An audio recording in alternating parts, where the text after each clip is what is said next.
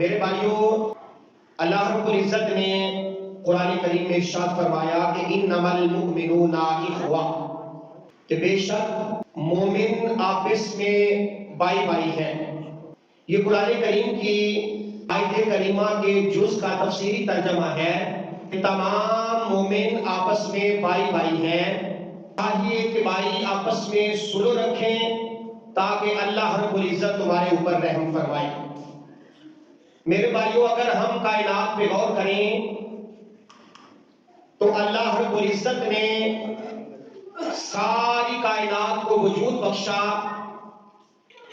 کئی ہزار مخلوقات کو اللہ رب العزت نے وجود عطا فرمایا، اور اللہ کی کوئی بھی مخلوق یا کوئی بھی تخلیق کردہ چیز عبث اور بیکار نہیں ہے۔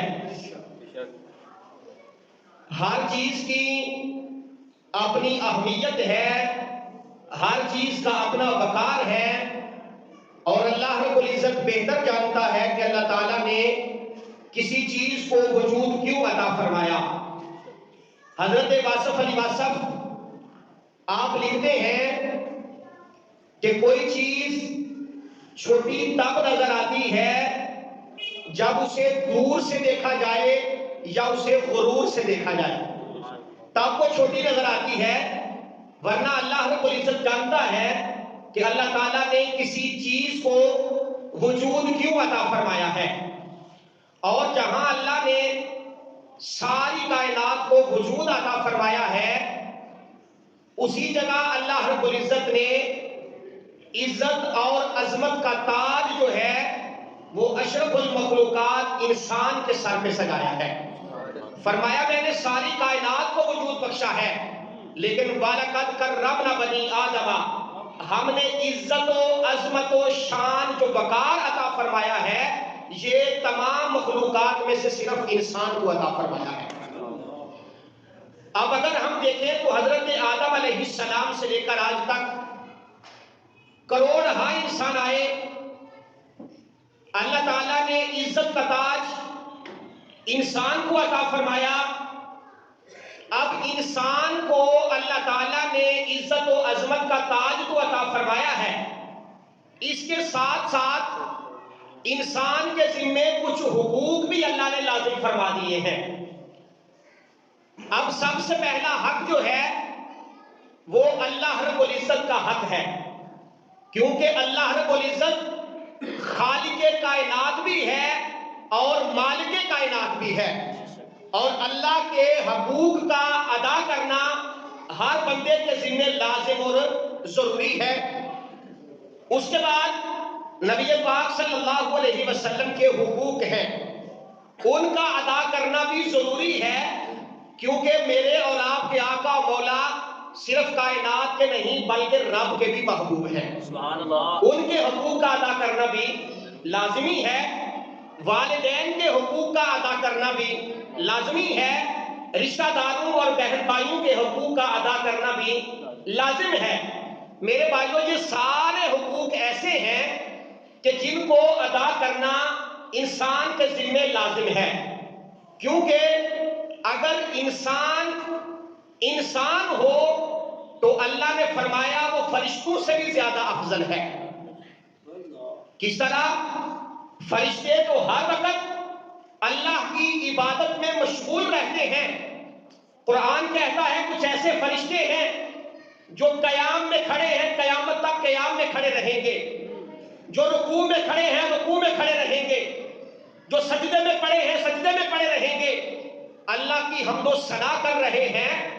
انسان ان سے کیسے افضل ہو گیا؟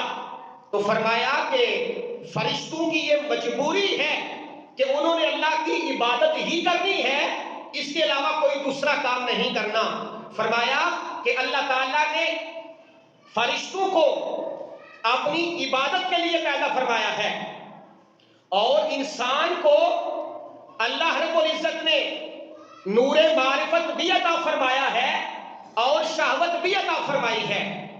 اسی طرح جانوروں کو اللہ تعالیٰ نے شہوت تو عطا فرمائی ہے لیکن شعور عطا نہیں فرمایا۔ فرشتوں کو اللہ تعالیٰ نے شعور تو عطا فرمایا ہے لیکن شہوت عطا نہیں فرمائی۔ اب فرشتوں کا کام ہی عبادت کرنا ہے، ان کا شہوت سے دنیاوی معاملات سے کوئی کام نہیں۔ اور فرمایا اگر انسان عبادت بھی کرے اور خواہشات نفسانی پہ قابو بھی رکھے تو فرمایا پھر وہ فرشتوں سے بھی اعلیٰ انسان بن جاتا ہے۔ اور اگر وہ شعور کو چھوڑ کر نور معرفت کو ترک کر کے شہوات کو غالب کر لے تو فرمایا پھر جانور سے بھی بدتر ہو جاتا ہے۔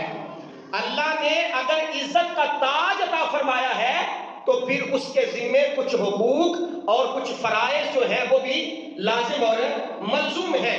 فرمایا جہاں پہ اللہ کے حقوق ہیں، اللہ کے نبی کے حقوق ہیں، والدین کے حقوق ہیں، رشتہ داروں کے حقوق ہیں، فرمایا اسی جگہ پہ کچھ ایسے حقوق بھی ہیں نہ تو ان کے ساتھ خون کا رشتہ ہے، نہ نسب کا رشتہ ہے، نہ ویسے رشتہ داری ہے، ان کے ساتھ صرف ایک ہی رشتہ ہے اور وہ رشتہ لا الہ الا اللہ محمد رسول اللہ کا رشتہ ہے۔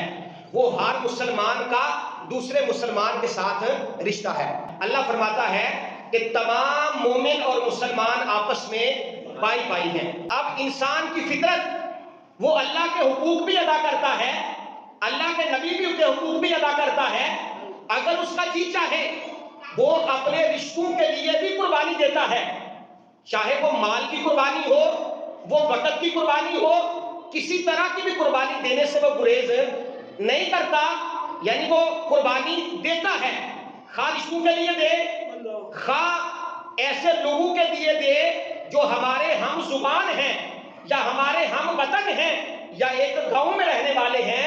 فرمایا انسان اس کے لیے قربانی دیتا ہے، فرمایا دینی بھی چاہیے، اور فرمایا جو سب سے بہترین رشتہ ہے وہ رشتہ کلمہ شریف کا رشتہ ہے۔ فرمایا اگرچہ ظاہری طور پہ کوئی رشتہ نہیں ہے، کوئی ایسا ناتا نہیں ہے ہمارا کسی کے ساتھ، لیکن فرمایا کہ یہ رشتہ ایسا ہے جو ختم ہونے والا نہیں۔